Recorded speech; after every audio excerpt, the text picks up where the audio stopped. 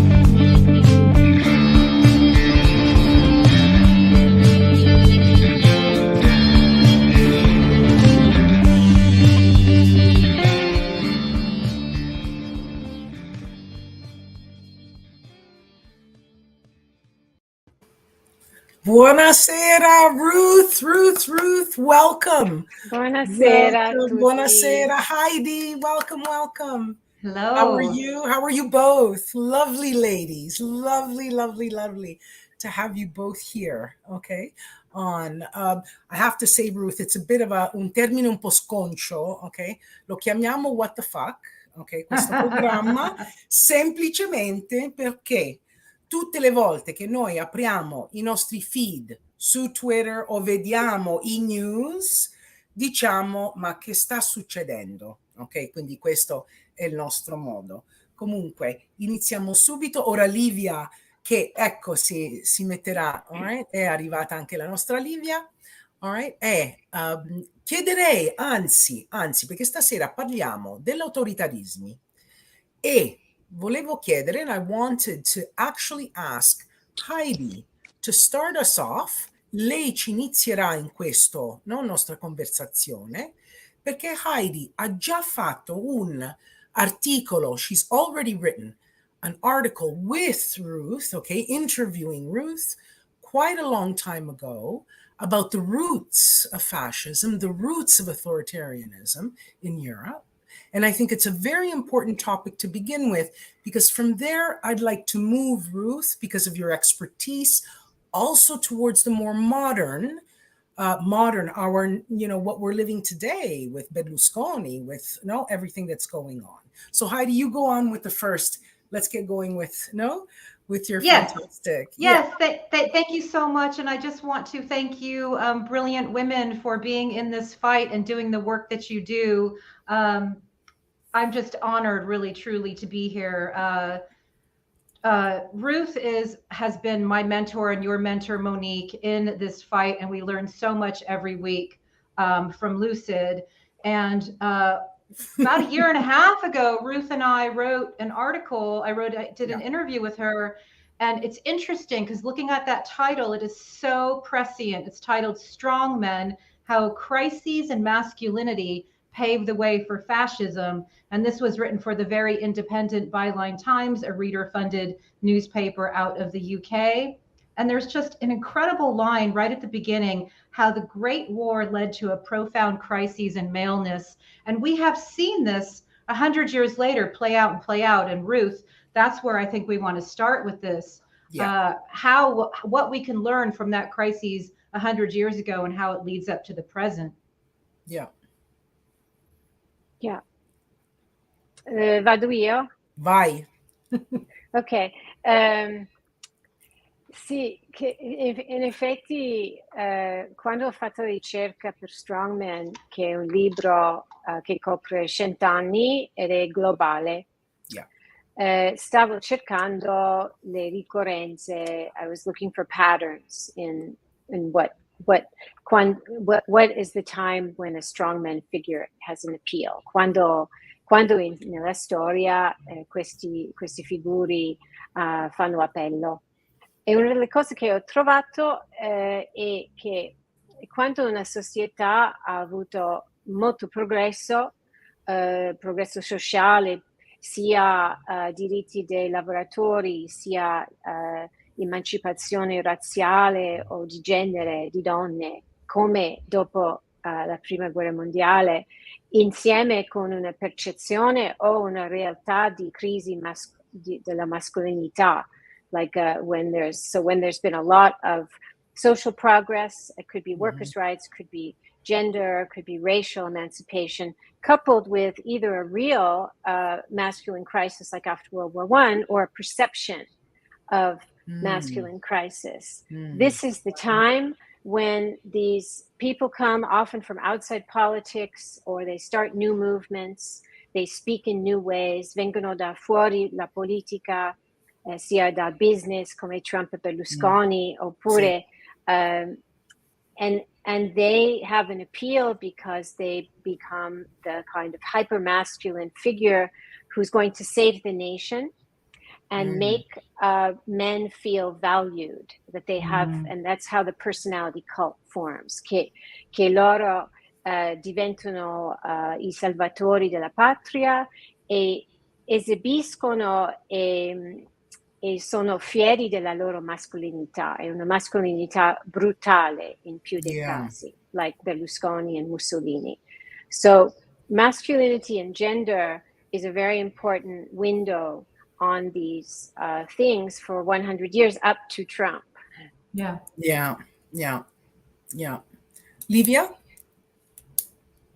No, we can't hear you.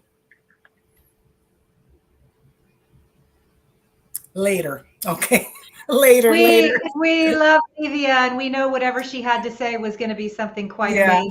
No, I think that what Livia, and then we'll get her to expand a little bit on it, because what the whole part of, let's say, the masculinity, the hyper virility, okay, this theme, Ruth, I reread last night because it's something that we don't actually talk a lot about. I reread last night the whole chapter in Strongmen on, okay, how the body, all right, is used and possessed. Can you expand a little bit on that? Because it's something that now, for example, we're seeing also in the United States with Roe versus Wade, right? And how that was reversed. Can you talk a little bit about that? Yeah, so il corpo come emblema e come simbolo della mascolinità ridento, si direbbe in italiano, è molto importante. The body as a symbol of this like redeemed masculinity, this hyper masculinity. And it's easy to laugh at Mussolini or then Putin, who strip their shirt off and say, oh, he's just being, exhibitionist. But it's actually deadly serious. because Yeah. è facile ridere a Sì. chi strappa la camicia come Mussolini ha fatto, o oggi Putin tante volte Sì. che fa dei bagni di ghiaccio per far vedere che è duro, no? Però è molto serio, mortalmente, fatalmente serio, perché l'uomo forte è l'uomo che si vanta dell'essere letteralmente un fuorilegge, che lui non deve obbedire alla legge, è più forte, solo obbedire alla legge è solo per i deboli. And so the hyper strong man, the hyper masculine man, he boasts of being above the law. Yeah. And obeying the law and the rule of law is only for the weak. So we had, and they recycle each other. Questo è una cosa interessantissima. Yeah. So the patterns recycle. So just in Italy, you had Berlusconi che si è modellato tantissimo su Mussolini.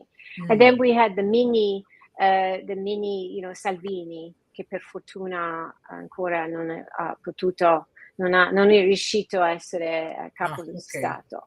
But he, with his shirt off and the rosary and the eating, the autarchia, che mangia solo così, lui si mette in questa linea di Berlusconi e Mussolini, chiaramente. Ok. Assolutamente. Mi sentite? Sì? Vai, Livia. Yay! Great. Okay. Shall I go in Italian or English? Both. English. Yeah. Do whatever, man. Because of Heidi, and then we translate. So I have to add to this topic. I have actually two questions, or I throw out there two other topics. The first one is that very often the strong man, and it's a little bit of a contradiction, but I don't know if I'm right on that. You're the expert. Sometimes, often the strong man embodies both the strength through this image of masculinity, but also the humiliation of a nation. Yes. So in order to, yes. So how those two things are combined. So they have to be strong, but at the same time, they have to sort of get themselves on the same wave of the nation frustrations. And as for on the topic of representation, I actually yesterday went back also to your book on fascist imperialist cinema, which is really specific, but whoever wants to have an idea of how the consensus is formed and how the topics around the consensus are formed in regimes, I think your book gives a very, very good view into that. So the representation, the collective representation. And when I talk of collective representation, I think nowadays of the CPAC, 2020 CPAC, where the whole ritual that was staged in front of the White House, the center of maximum power in the Western world, in the liberal world, was staged as almost a Third Reich celebration. Yeah. So I love to hear more your take on those two things. Heidi, do you want to answer any of that? Yeah, it's funny because in my head I hear echoes on things that I learned from you. It's the only I can fix it. Only I can fix it. I come up with all my maleness and all my machismo, and I can fix it. And the things that they fix are often the othering things that we learn, where they other something, they find something. It doesn't matter what it is. You can look at every country and every strongman, and you can see what they are othering. And that's maybe something that you can translate. And also, Livia, I am flashing on all of the memes that I continue to see recently, where they take somebody like Donald Trump's head and put it on Rocky Balboa's body, or they put it on some hyper masculine body, and there they have the guns, and everything is symbolism for the phallus. And so I think that is absolutely true. Those things are tied together. And one of the really profound lessons that I learned from Ruth is that all of this is masking what it's really about, which is hiding their corruption. It's Yeah. always That's about it. their corruption. Yeah. So you have this That's it. image, the strength, the words. I don't even like to use propaganda anymore. I'm now using more aggressive words like psychological battery. There's these hacks that happen to people's minds. And what I've learned from Ruth, and what you will learn reading Strongmen, is that the playbook is actually quite simple. And 100 years later, we may have different ways of delivering that, the digital poison that we all face, but the playbook's the same. And one more thing that I think is so important for your audience in particular, it was very jarring when we saw in our neighborhoods the big giant monster trucks with their big Trump flags waving from them, particularly me in a blue state, in a blue county. What is that, right? Well, Ruth took us back to, Italy 100 years ago, when this is what they were doing. Yeah, exactly. Just before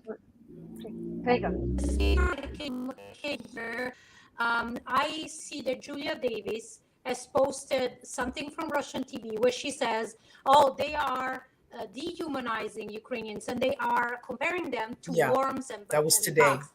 And I mean, I went immediately to my studies in propaganda, Nazi propaganda, Third Reich, and I remember this picture of a Jewish, and I tweeted it out, of a Jewish made like a worm crawling on the earth with a big nose, and it's exactly the same thing.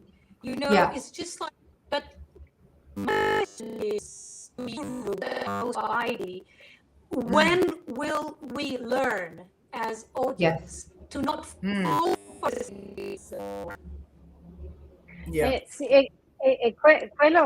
That's one of the reasons I wrote Strongmen as a concerned American who knew this whole history, per far capire alla gente che c'era un'emergenza e che ci sono lezioni dal passato che si ripete.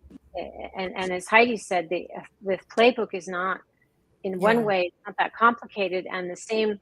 You have to have a meeting of personality and circumstance. Yeah. And it doesn't happen very often, but when it happens, it's devastating for generations. But I wanted to go to what Livia said, because it's exactly one of the reasons that these strongman figures are so compelling, che milioni e milioni li amano, che fanno colpo su tanti, questi uomini forti, e perché c'è questa dinamica di fortezza e debolezza, cioè sono simultaneamente il capo forte, as Heidi said, the man who fixes everything, quello che fa tutto, ripara tutto, migliora tutto, però sono anche i vittimi, e sono vittime personale, però anche vittime che rappresentano la vittimizzazione della nazione, e questo è molto importante. So la caccia delle streghe, this witch hunt. If I make a list of all the leaders who said that they and their nations were victims of witch hunt, Mussolini, it's Hitler, it's Erdogan, it's Orban, it's Trump, it's Putin. Nixon.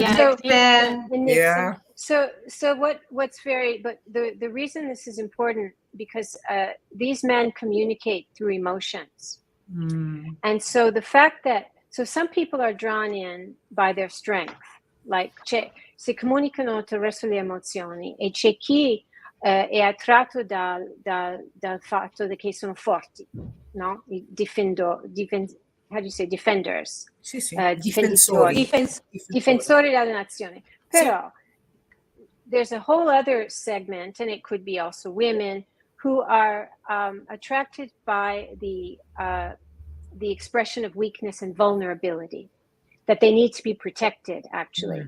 So when Berlusconi, he used to come out and say, "Oh, I'm having I'm not only witch hunt politically, I'm persecuted," but he used to say, oh, I'm getting older, but I still want to be beautiful for my ladies. So I'm Yeah. having un Certo. lifting californiano. And this kind of vulnerabilità, Yeah. sì, infatti, che è un pazzo sapiente però, un pazzo Sì. che sapeva fare, a Eh, very cunning pazzo. certo. And this combination of fragility and strength is what makes these guys like, it's like an alchemy, un'alchemia. And last thing I'll say is, for my Lucid newsletter, I interviewed this scholar who's in the States, but he's Filipino, about Duterte, Vicente Rafael. He gave me a quote from Duterte, who said, "I'm going to kill all of you, but I could also die tomorrow." E questo riassume, io vi ammazzo tutti e forse domani morirò. E questo riassume la rabbia omicidiale e la fragilità.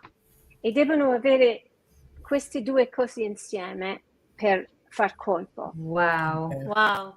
Ruth, ti Amazing. posso Oh, it's chiedere una crazy. domanda? Yeah, no, it is the dichotomy, It's right? malignant narcissism, though, too. It's that Yeah. narcissism, though. I E poi hear c'è il that. narcisismo, quello che dice Heidi, c'è anche questa cosa del narcisismo. Ruth, ti Totally. volevo chiedere una cosa, perché noi abbiamo parlato fino ad ora di strongmen, però nel tuo libro non menzioni i strong women, ok? Yeah. Che credo ci siano stati. Io voglio una tua valutazione. I want an evaluation, ok? In Italy, we're dealing with Giorgia Meloni. Mhm. Okay. Do Yeah. you see her as a strong woman? Cioè tu la vedi come in quella Yeah. stessa vena o no? Nella conclusione del libro io dico che, e anche nell'introduzione faccio capire perché parlo solo degli uomini, perché ci sono stati Indira Gandhi, Thatcher, ma non hanno distrutto la democrazia e quindi non li ho inclusi. Okay. But, nella conclusione io avrei potuto nominare Meloni, ma all'epoca Le Pen era Sì. l'esempio più ovvio, che in futuro avremo uno Stato guidato da una donna autoritaria. È questione di tempo.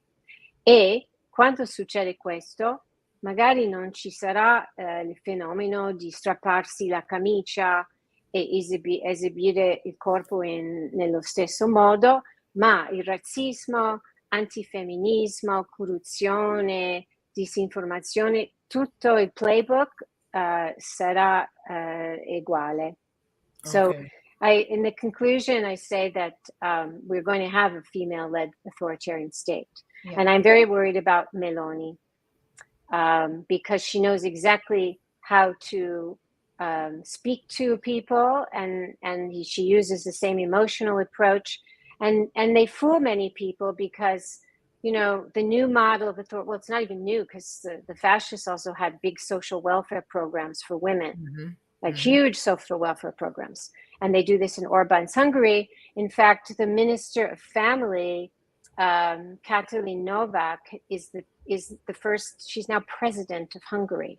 She did so well at this demographic politics that women loved her, and she became the first female president very recently. So this is something of the future. And the key is to realize that nothing else is going to change. They're just as corrupt, just as violent, Yeah. just as racist as the men. Yeah. In fact, I think Livia had a question, no, about this as well. Mm-hmm. Can't hear you.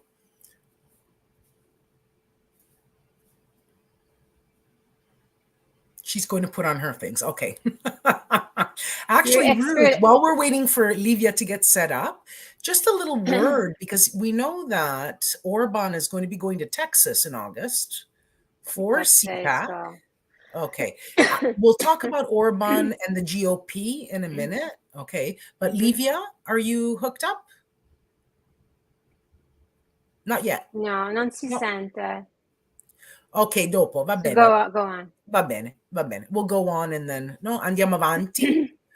Can you comment a little bit on that? And also, Heidi, your thoughts on it as well? Because we have now sort of the GOP and Orban. Okay, is the GOP beginning to take that, let's say, using that model? What are your thoughts on that? Do you want to go first, Heidi?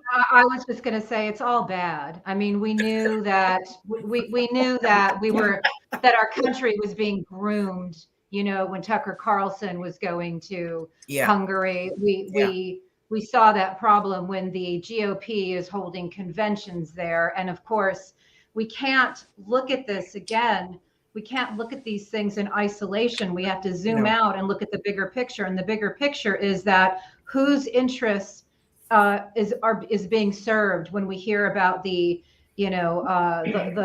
heinous laws coming out of Texas, which is becoming some sort of Kremlin annex or something. I mean, it's just we have to go, I think, top down and look at it. And I think we can never take our eyes off what serves Putin, what serves Putin's interests, which oligarchs have given money to which politicians, and which ex-president is a fake rich guy who laundered money for Russian oligarchs. I mean, we can't look at it, I think, in just like in a one incident. We have to have a bigger framework.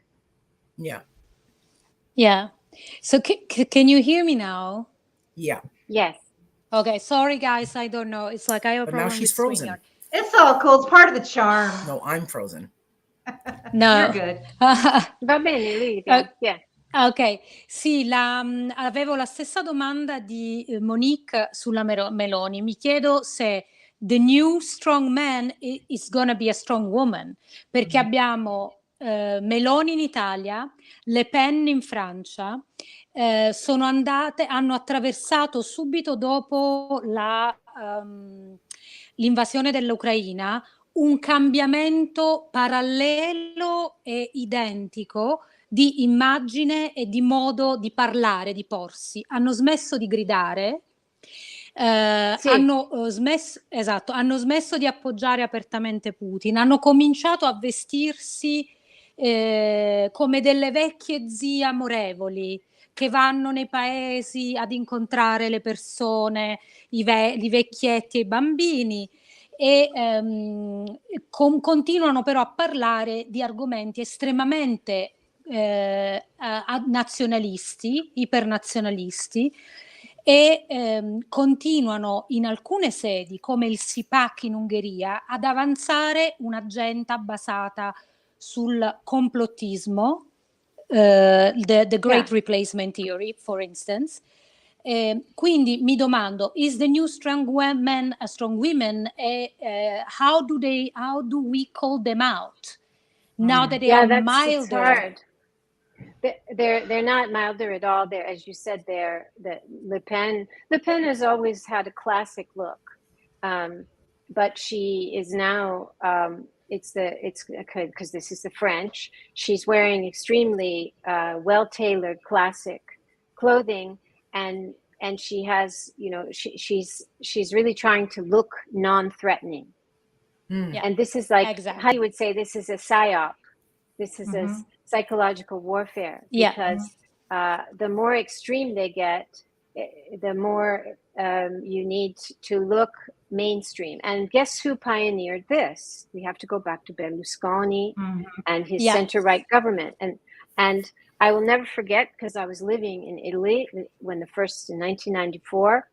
And here comes, so Berlusconi is quello che è, he's who he is, his image was already set. But Fini was, not so much earlier. Fini was there con, Saluto Fascista, and he told everybody when Berlusconi for the first time broke the taboo and brought in the neo-fascists into the government, Fini started wearing only suits, and he had these aviator frames. So back then there was a term in English, yuppie. which I don't really know how to translate, like Non Yappi. Is the same in Italy. We had The same in Italy, yeah. Yappi. Allora, io lo chiamavo un fapi, un fascist yappi. E io era il mio Oh, un termine Fluffy, privato. that's great. Perché sì, e io ero a Roma e andavo a vederlo di persona in questi rallies e stavo lì con gli aviator frames and the suits. And he told his followers not to do the fascist salute, don't shave your head, don't look like a skinhead. So this mainstreaming is what was pioneered in Italy. Italy is always the political laboratory for these things. And so now we have a version of it al femminile, you know, and you have to look very like appropriate, very molto appropriata, molto classica, and then in proportion as you're becoming more and more extremist.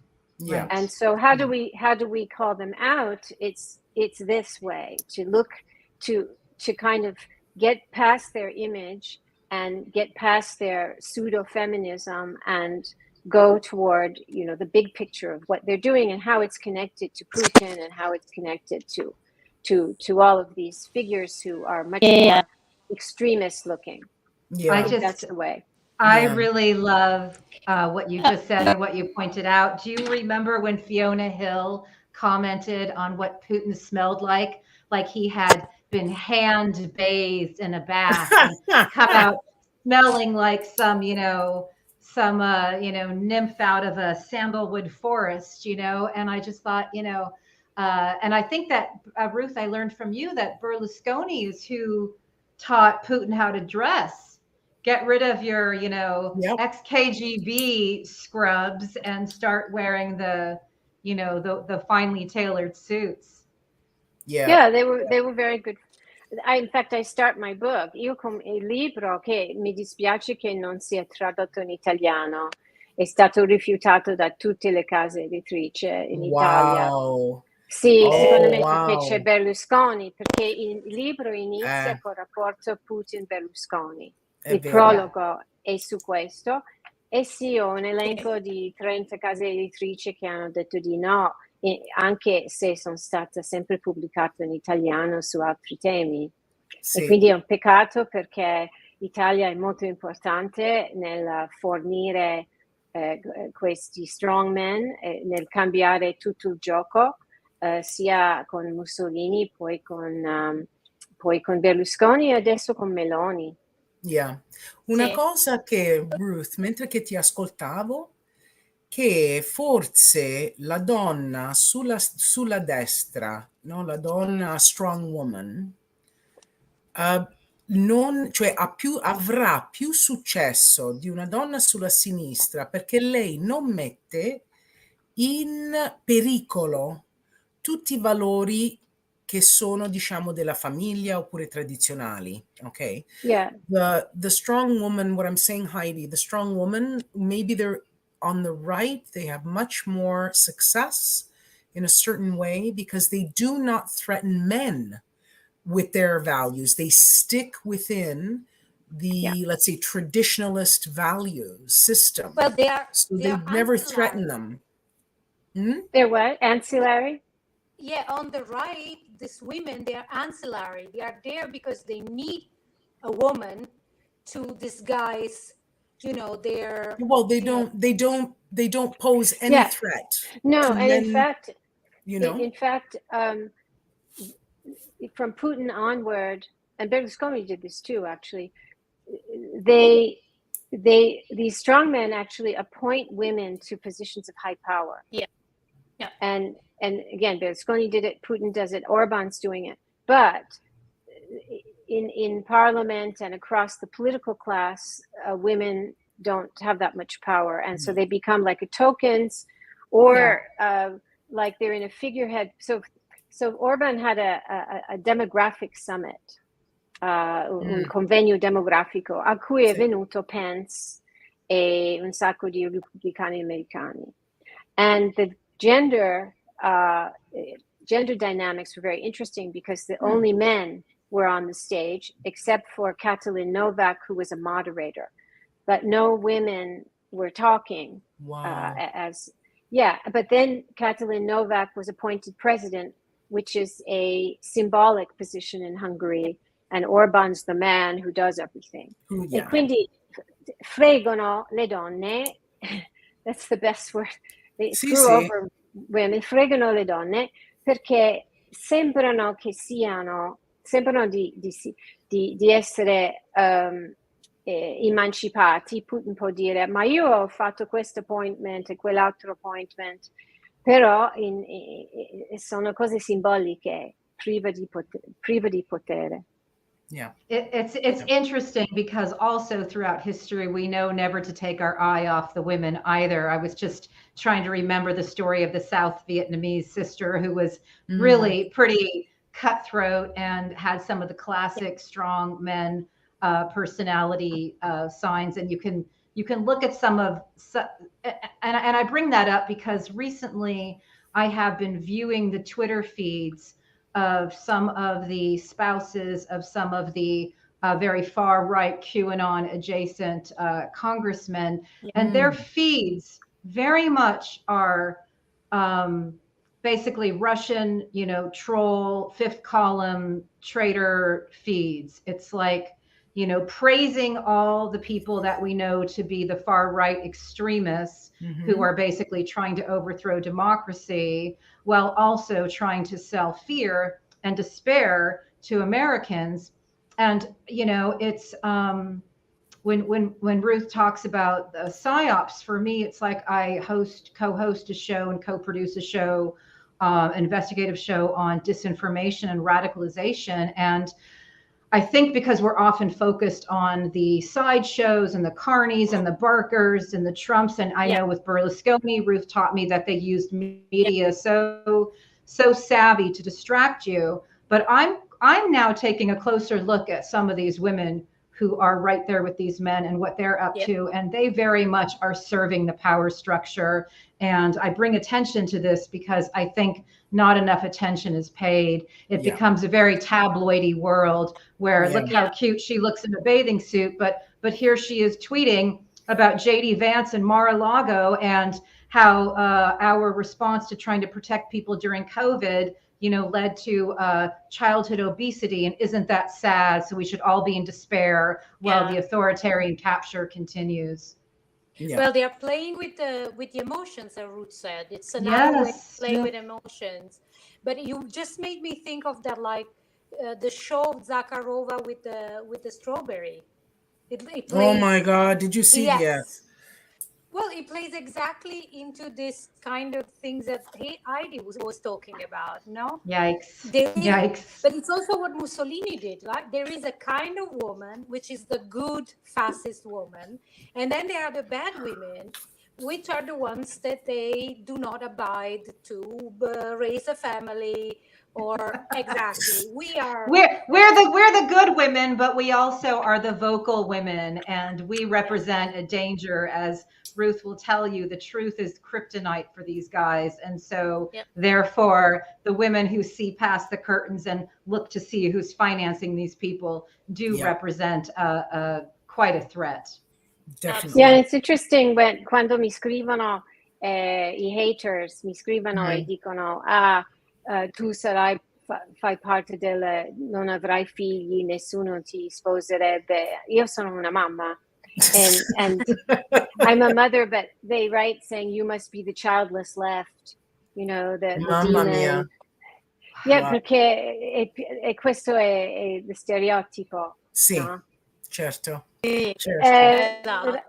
Ragazze, vi devo lasciare. Oh, perfetto, però guarda, grazie Ruth, grazie. Ruth. I'm gonna email it to you. Okay, Ruth, I guess a little more in there, and if you can, like later, when you have like any time whatsoever, the January 6th, I guess, Heidi, can you stay for a little while? Oh, sure. Okay. Yeah. Because I do Ruth, have you been on WTF before? Because their audience is so lovely. They're so supportive. They're like the best. You know, I was almost crying there being so nice. I'm used to kicking trolls out of our feeds, you know. No, not ours. Well, we have the troll kickers in the back, okay, Great. who make sure they don't get on and stuff like that. But Yeah. Ruth, thank you so much for Thank coming. you, Grazie Sarah, che mille, sei. davvero. Grazie a Okay. voi. Mua. Yes. Ok. Ciao Ciao a tesoro, tutti. grazie. Ciao. Ciao. Thank you, Ruth. Sure. Oh, you know what we didn't do with Oh. Ruth? The what the fuck moment. Oh, We well, didn't do it. We didn't do it. Oh, see if okay. you can get her back. Yeah, because I had another Allora, speech. ora facciamo un pochino. Ora, scusate, I'm See if like, you can get her whoa. back. No, Yeah. you know what's funny is that Monique, you know this. One of the things that's not on my resume, but it's my most proud thing, is helping run security for Ruth's weekly meetings. She got That's Zoom right. bombed one time, and it was traumatic. And so I know, I was me and there. I was that's there. right. Yeah. Me Let and a me couple just other tell people. the audience, because that's really important. Allora, Yeah. una sera, allora io e Heidi, Heidi è anche la co-host, no, del ogni venerdì Ruth Ben-Ghiat fa uno spazio Yeah. che è veramente bellissimo, ok? Yeah. Perché si parla. Yeah. Io 1 anno e mezzo. How long has it been, Heidi? About a year and a half? That you've been on this thing?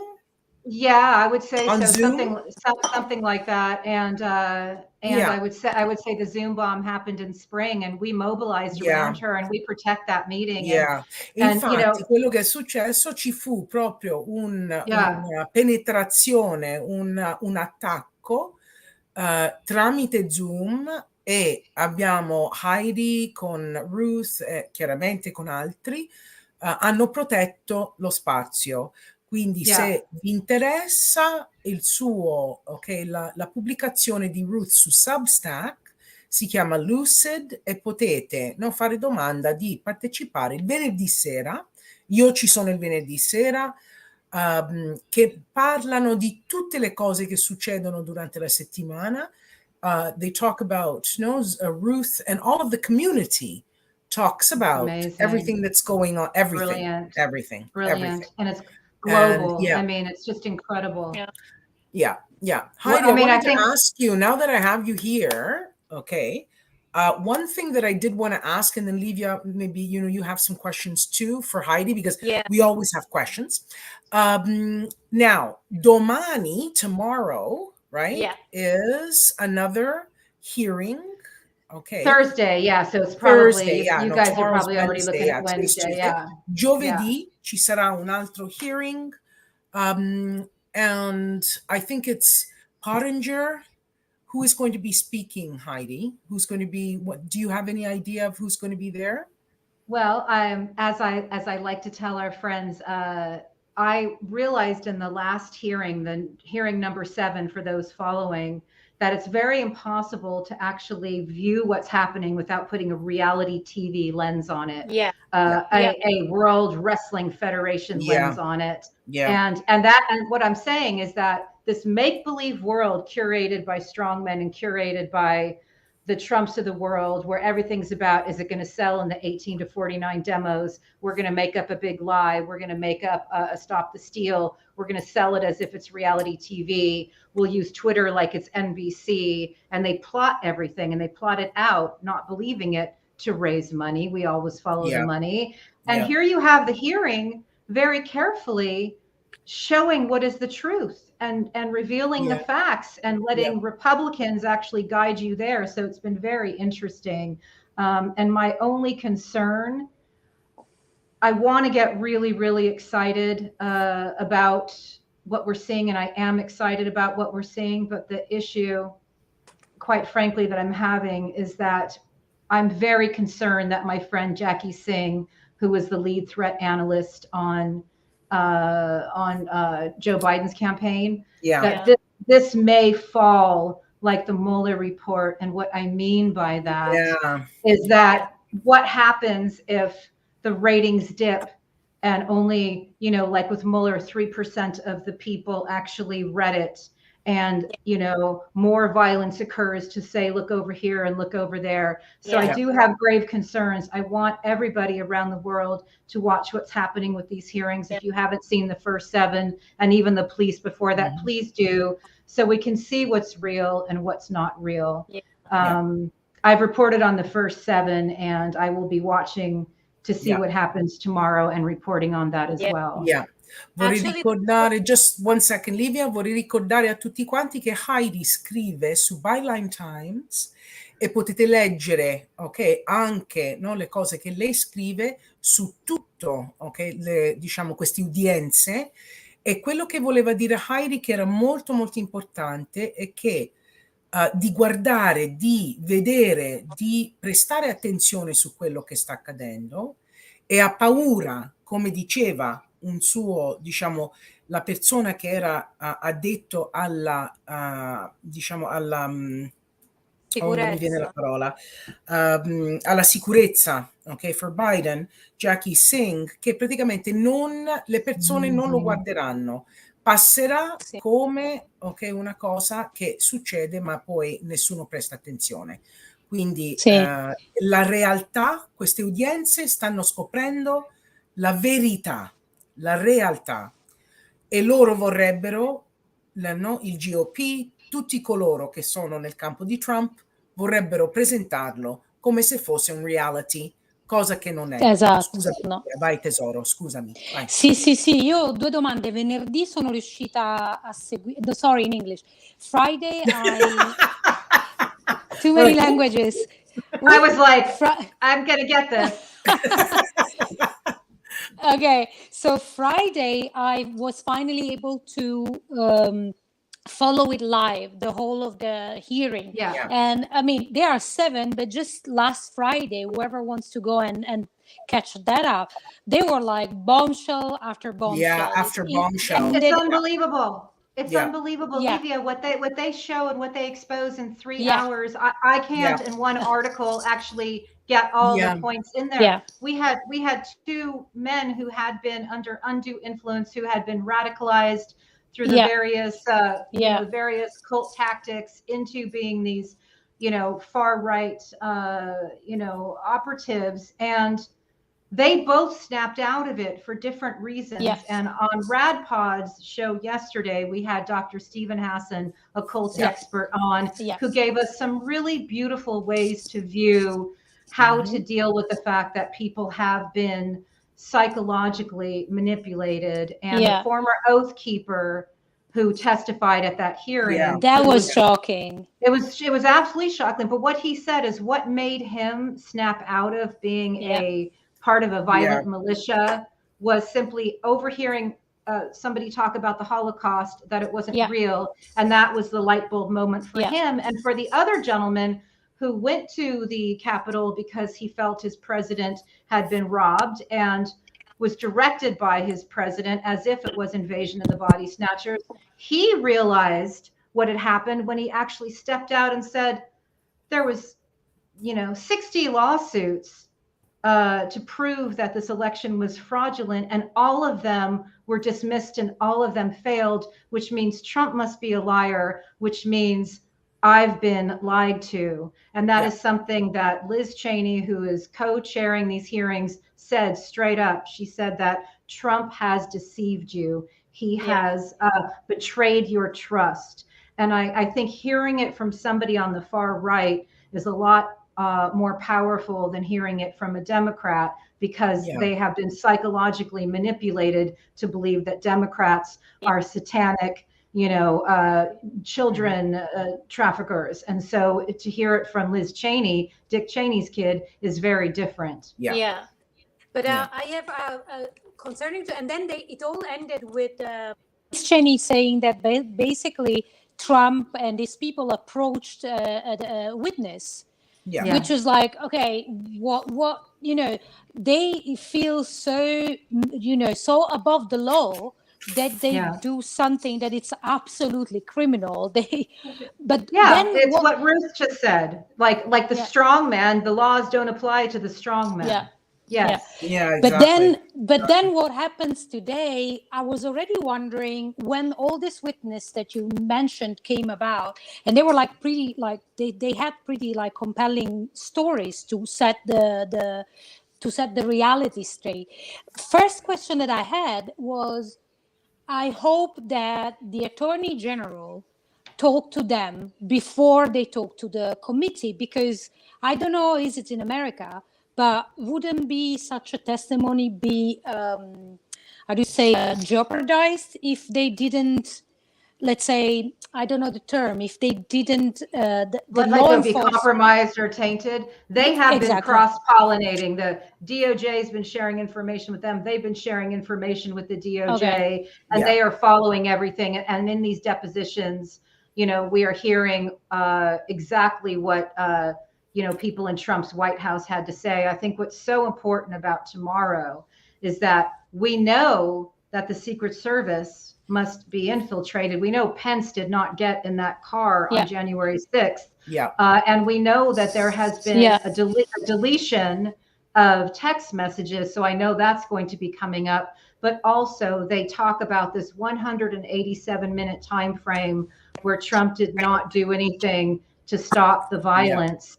And the person who testified in the 7th hearing, who was there thinking that he was there to support his president, said that he was waiting for the big reveal. The big reveal. That's a reality TV phrase. That big reveal never came. And he said that if Trump had 187 minutes earlier told everybody to leave, they would have left and we would have stopped a lot of the violence. One of the police officers who testified in the hearing said she was slipping around in other people's blood. This was a bloody, violent day led by a president who knew these people were armed. So let's make no mistake about it. The last thing I want to make sure your viewers know is the former oath keeper said that this was always supposed to be an armed revolution. And the reason it wasn't more brutal is friends like my friend Jim Stewartson, who is a investigative researcher who understands the gaming world because he helped create augmented reality gaming. He told people to stay home.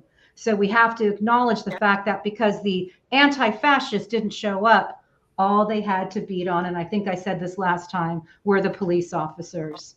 Yeah, exactly. Heidi, somebody's asking Chiara. We have a few comments and stuff.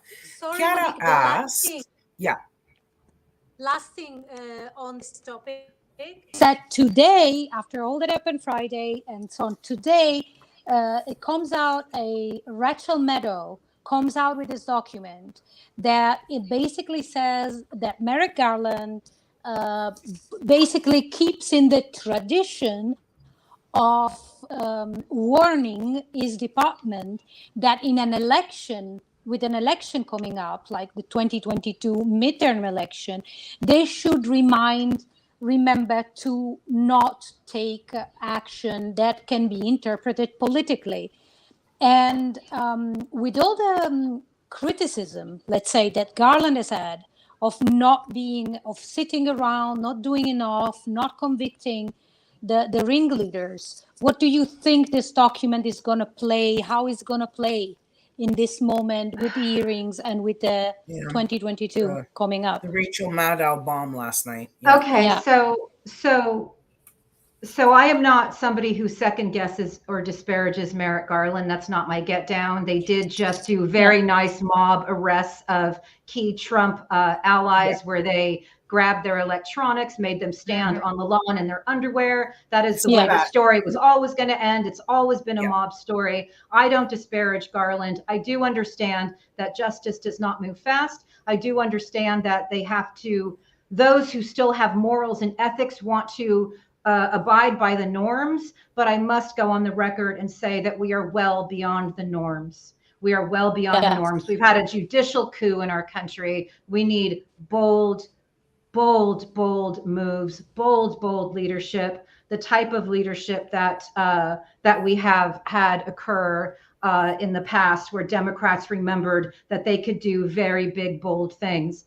If Joe Biden is not going to flood the court, then we have to take a look at what happens when you have a president who led an armed insurrection against, the norms of this country? Is that president then allowed to appoint 3 justices who appear to be, with great haste, dismantling democracy, taking away women's rights, and also harming the world with their environmental rulings? So we're as again, Jim says, take off the white wigs. This is not the time for norms, which is not to say we descend into anarchy. They still have to think how this is going to go. I asked a US Senator a couple of years ago why we didn't see action on Trump faster. And quite frankly, there are 400 million guns in America, more than there are people. And according to Jim's stats, there's 11 million, automatic,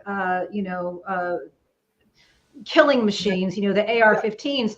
So therefore, it's not like we can just, flip a switch and everything's going to be okay. There has to be thought put into this, but it won't stick if it looks political. It's never been allowed to be political. That's why we are in this place, because Trump has stress tested our Constitution in ways that were unimaginable. That's right. Yes. Yeah. We have Chiara who asks, obviously with the hearings, right? She'd like to know if a lot of the information basically that's coming out, whether it could lead to judicial action, right? Judicial. And I think so. I mean, what we're looking at, I honestly think yes. I don't know why he's moving so slowly, but there's enough there, isn't there, Heidi? Well, yes, and again, we are so used to this. Our minds were not meant, we were not designed to live in this digital 4th dimension where everything happens way too fast. But that is how the world moves now. So that therefore it looks like justice is moving very, very slowly. But we must remind you that yes, it's true, particularly with white collar crimes, when you have, so much money on the side of corruption and a lot less money on the side of the prosecutors on the government side, and things do move slowly. But we've never been at this precipice before. It was said in the hearings that Watergate looked like a Cub Scout meeting compared to what we're dealing with. We've never been at a precipice where a criminal who is associated with global mobsters ever gained the kind of power that Trump had. And it's not going to, even an arrest by Trump is not going to change anything overnight. This is a man who will run for president from prison. So it's not so the things that we want. So right. I learned that from Ruth Ben-Ghiat. Yeah, that's right. Because if you take a look at what Berlusconi did, the man is like dying. All right. Yeah. You got to prop him up with all sorts of, I don't know, they change his blood. There's something they must do to the guy. Okay. Yeah. He's dying.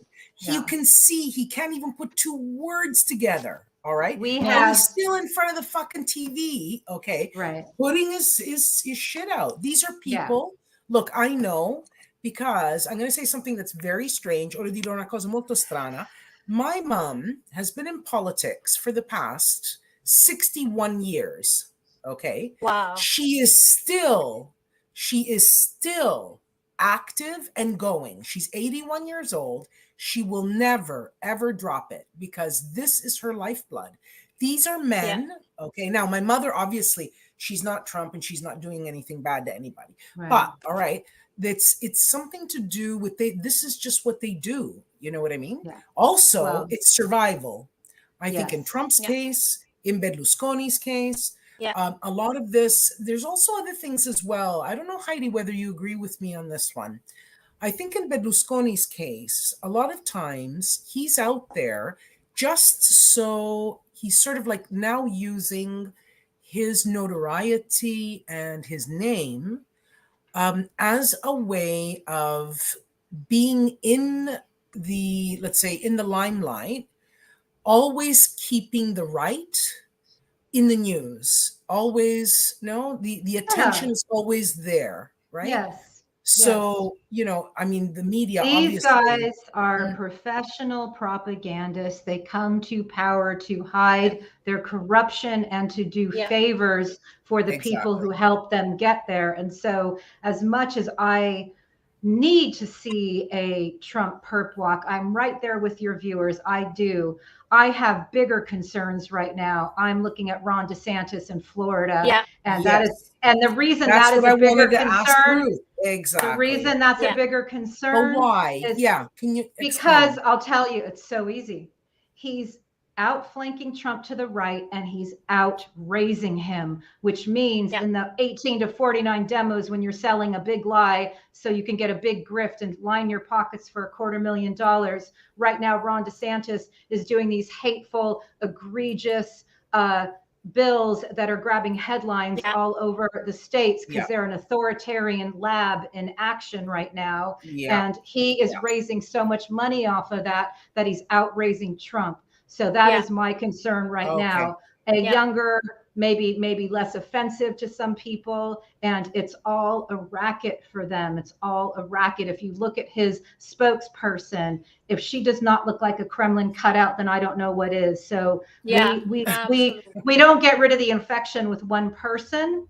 We need deep structural reform in our laws. We need to seal off the vulnerabilities. We can no longer have a president who comes to power without showing his tax returns. All these norms, all these things that we've experienced, we need to fix. And right now, as you guys know, in your country, fascism never sleeps.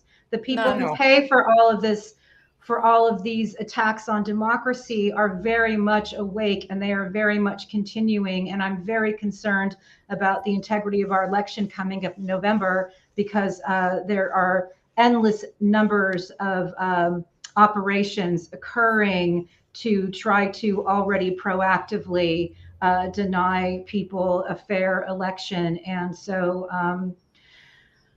it's more than Trump going to prison, unfortunately. È più grande quello che cercava. But do I want to see it? Yes, I do. Certo, yes, who doesn't want to see the guy in orange? Certo. Yes, I quello do. che diceva Heidi è che ci sono dei problemi, il fascismo non dorme mai. Quindi praticamente, se non è Trump, ci sarà qualcun altro. Ha menzionato, Heidi ha menzionato un politico, Ron DeSantis della Florida, che siamo tutti quanti lo stiamo guardando, perché lui in questo momento sta raccogliendo donazioni al partito molto di più alla sua campagna che Trump. Quindi che è molto più sulla destra, è da guardare, è giovane e quindi ha molto più appiglio con le persone. I suoi messaggi omofobi, è molto tradizionalista, ok? È quella cosa lì. Heidi, sorry, Livia, did you have a question for Heidi? Yeah, and also say I thought about the word conservative and traditionalist, and I realized that we are the conservatives. We want to preserve the rule of law and our democracies. In fact, yes. We are the patriots. We are the patriots. We are the conservatives, right? Yeah, so, funny. But somehow there is this flipping of the meaning of words. And then the other thing I wanted to ask Heidi, and I wanted to ask Ruth, besides getting deeper into Berlusconi, is that many of these strongmen, and it's true for Berlusconi, it's true for Trump, it's true for Putin. I wonder if it's true for Ron DeSantis, because I think he's the up and coming, so much so that Trump knows that, and he's attacking him on the fundraising vehemently. Recently, Trump has attacked Ron DeSantis. So all these strongmen, they have ties to different sides of the underworld. We tend to focus on the ties with Russia right now, but very often they are helped by mafias, by their relationship with the local mobs. So I don't know enough about Ron DeSantis, so I don't know if you can well, all you have to do is take a look at Florida, and take a look at the Russian Riviera in Florida, and take a look at his spokesperson, who, if you do a cursory investigation of her, you will find some very unusual things on her resume related to Eastern European interests. But and of course, going back to somebody like Trump, who pays an additional $40 million for a teardown? Okay, when somebody has a $40 million bill due to Deutsche Bank, saved by another oligarch. So it doesn't take, it really doesn't take much to look and see and peel back and see the ties and see who's paying for this. And you guys know the ties between the far right extremists in America and the fifth column in America, as well as the far right extremists in the Kremlin. We see these linkages. Jim just did an incredible, again, I talk about Jim Stewartson. He's one of my Sherpas in this, and he just did an incredible 52-minute explainer on the Duginist philosophy and Mike Flynn's rhetoric. And so all these guys, and Mike Flynn has come up, he's a former retired lieutenant general who's come up a lot in the hearings along with Roger Stone. And he has been out doing a weekly PSYOPs tour, spouting Russian propaganda. And when you look at whose interests Ron DeSantis is serving as he targets, you know, gay children and trans children, and now he's going after tenure for professors, trying to actually do kind of what we've seen done before, where if you actually are somebody who might be preaching, you know, liberal democracy, you probably got a target on your back. And again, he is doing this because it's a great way to raise money. And Ron DeSantis actually had a fundraiser hosted by Giuliani's Kremlin cutouts, if you'll remember, Parnas and Fruman and that whole thing. So you don't have to look too far to find what you're talking about. But two things I want to say that I thought were so important about what you said. Number one is words.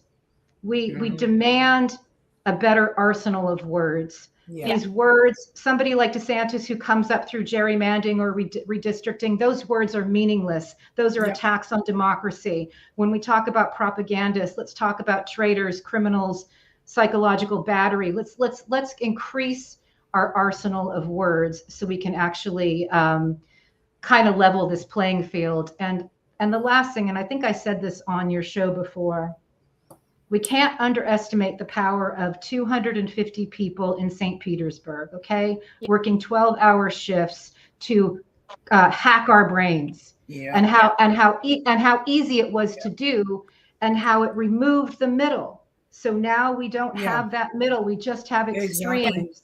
Exactly.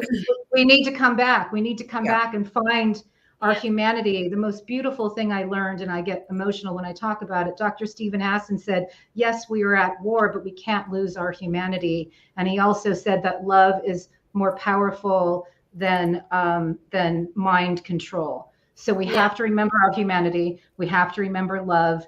They want us warring against each other because, you know, peace and truth is dangerous to those who are criminals.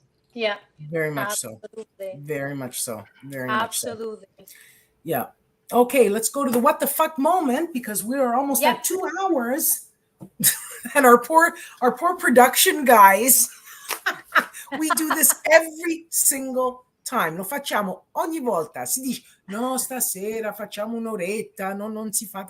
No, it never works out. So, Heidi. I'm going to have Livia go first because she inspired a better thought last time. So Livia has to go first. All right. Oh my God. I was like off the charts for 2 weeks on holiday, but nevertheless, the moment I stepped on the train going back to Italy, there was like a tsunami of what the fucks. Yeah, exactly. Yeah. From Conte, you know, getting Draghi outed just days after Johnson's was outed in England, and the sort of things without a real reason. But I have to say, my what the fuck moment right now, it has been the Merrick Garland bombshell yesterday at Rachel Meadows, because I don't know what to think about it. It's a kind of like a what the fuck, and I step back. It's not a what the fuck and I go like and you know, go against it right away, because the timing, like for me studying this information, the timing of this bombshell could be either a bad inside job, they picked the wrong timing, to out this to get this out there, or it could be, I don't know, liberal media being too zealous and, you know, playing into the field of the other side. I really don't know how to. It's like it's a suspended what the fuck. Let's put it this way. Okay, I like it. I like it. The suspended what the fuck? I It's like sort of it. like the continuous. Yes. It's a continuum. Okay, it's a continuum. All right. What Heidi, happened? was What yours, happened? babe? What happened if I have a tied? If I have two tied what the fuck moments? You can for have me? two of them. Because There are one of them is an homage to Italy. The first one for me was listening to the Twitter employee at the last hearing. It was one or two hearings ago, basically saying there's going to be a violent insurrection, and what are you doing about it? So my what the fuck moment was, what is Twitter? We have not stopped to ask ourselves, what is Twitter and who does it serve? And that is something that I'm going to be asking a lot of, because if you look at Twitter, there are a lot of accounts that are very fascist leaning, that have blue checks, and you have an employee screaming as loud as he can to try to do something, and no cavalry came in. And so for me, my what the fuck moment was, what exactly is Twitter? I think we need to ask that question in all seriousness. We need to start talking about this fourth dimension that has so much impact on our lives. And my other what the fuck moment is a much more beautiful one. I went to the Hollywood Bowl on Sunday night to hear some Wagner. And if anybody knows anything about Wagner, if anybody knows anything about Wagner, they know that he was an anti-Semitic, wife-stealing asshole, but he was brilliant. And he did things like created like the darkened opera theater, created the concept of the orchestra being sunken so you don't see them. And he created those light motifs where each character would have its own theme. And it made me think of my favorite directors, Sergio Leone and Ennio Morricone, and how all their characters in Once Upon a Time in the West would have their own light motifs and light themes. And so it was kind of like, what the fuck, Wagner, who was so metal, actually, I'm sure, inspired Morricone. Rest in peace. Yes, great. Yeah. You know that I produced multiple interviews to Morricone because he was produced by a Dutch guy. Wow. So I went a couple of times to his house in Rome. It was amazing. Oh, wow. I cannot wait to hear about that. Incredible. I will tell you more about him private. I cannot wait. I cannot wait. He's an icon. And Monique, do you have anything that you want to share? I had it, and it's like when in one. I mean, look, I think that this week in Italian politics, it was really funny because this whole thing with Conte, who pretty much we just don't know. I mean, look, there's a lot of explanations that people are giving of why he's doing it, why he's not doing it, how it happened, so on and so forth. Someone asked me to write an article about it, and I sat there and I just sort of stared at my screen and I said, what the fuck? What the fuck am I going to write? That's when I just said, so this maneuver, this gesture, this machination that this man has put into motion is there for a purpose, so that we don't understand what the fuck is really happening. We don't know what's true anymore. We don't know, like, look, I'm convinced that he works for everyone who is aligned with Putin and Putin. That's that side of the world. That's who he works with. Those are his allies. Those are his people. So I'm not surprised. Of course, Putin is going to be happy about this. He's been trying to bring down the Italian government for years. They put in, I mean, let's remember another thing. He also tried to do this before. Earlier. Earlier, last year. So to tell you the truth, that's when I sat there and I said, oh my God, all of these are little bits and pieces of political theater Yeah. that are there to distract from other things, so that basically all we're doing is talking about fucking Conte, okay, and his idiotic 50 parliamentarians who don't know shit in the world, because basically they haven't got their neurons are running after each other. Yeah. Well, one thing I'd love to leave your no value. Yeah. They have no value for the Italian population. They have, what are they there for? Okay. Waste of space, waste of oxygen. Okay. I'm sorry to say it in these terms because it sounds extremely harsh, but that's the operation. It's just like a marker. Like, you know what it reminds me of? Marjorie, what's her name? MTG or whatever. All of those mouthpieces in the States. They're simply there to take away my energy, my mental acuity, my thoughts, where I could be putting them someplace else and actually do something. So, well, she's a very sophisticated propagandist, unfortunately. Exactly. In fact, a lot of people saying, like, I remember we were sitting there and she made a mistake, right? And I said, she's doing that on purpose. You do realize that. Of course. In an information war, there are no rear areas, and we never know. Did Ivana Trump, rest in peace, have a tragic, ending to, a very illustrious life, or is there some sort of nefarious thing because all of a sudden the family gets out of having to testify to the New York AG? I'm not saying anything. This is not a conspiracy, but I'm just saying your mind goes there because we're in an information war. And we have to peer past every corner. But one thing I want to leave your viewers with, because I always like to leave on a hopeful note, always remember what Gandhi said, all tyrants fall. For a time, they seem invincible, but in the end, they always fall. So even though we are living during this time where we are seeing that authoritarianism never sleeps, do know that we, the people, have to stick together, keep our brains intact, protect ourselves against cognitive hacks, and know that in the end, the dictators always, always fall. Yes, they do. Thank you so much. As I always say, let's keep a grip on reality. All together. Yes. At the same time. Yes. That's what Thank you. Thank you. Thank you, Heidi. You guys are the best. You too.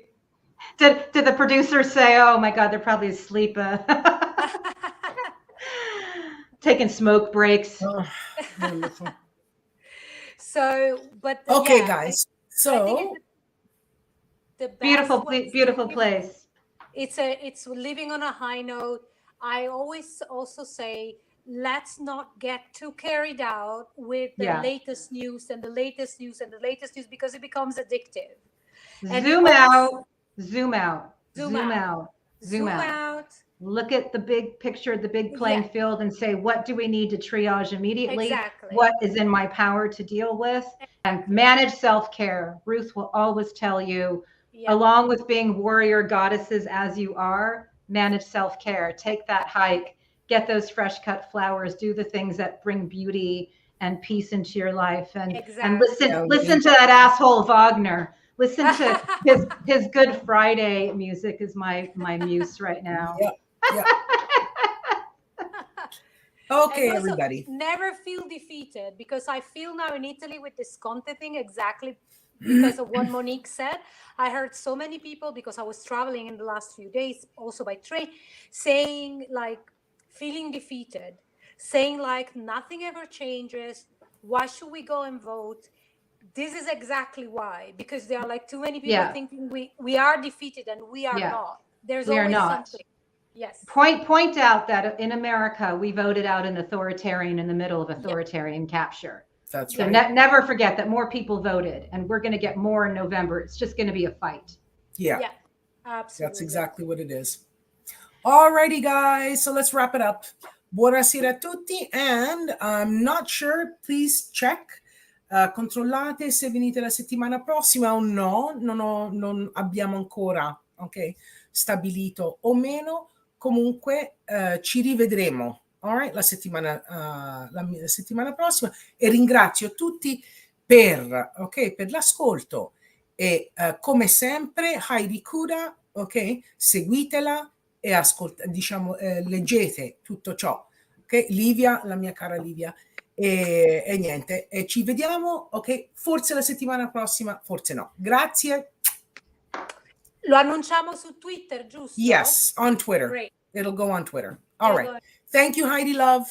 See you later. Ciao, beautiful bellas. Thank you. Bye, Grazie alla guys. nostra Thank you. fantastica Thank you, chat. everybody. Grazie a tutti in chat e fuori dalla chat.